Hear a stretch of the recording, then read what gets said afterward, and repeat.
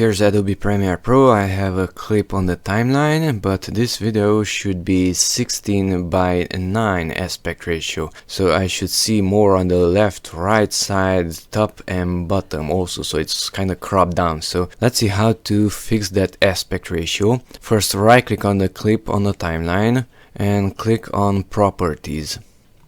Now here at image size we have this dimension 7680 by 4320. In this case it's an 8K video. So copy the image size, copy those two numbers, close this window, come here to the menu, sequence settings.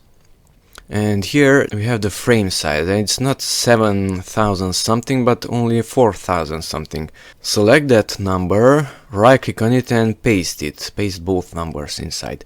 Okay, now we have both the 7000 and the other one. So drag to the right to see the other number. Now select the 4000 in my case, right click on it and cut it out. Cut.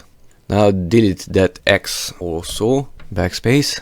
Now come to the second number, double click on it to select it, right click on it and paste it. It's not 3000 something but 4000 something. So I just copied and pasted the dimension of the clip on the timeline into the frame size of the entire video which will be rendered. And that's it. Close it with OK, and after that you will see much more here on the top, on the right and on the left and bottom.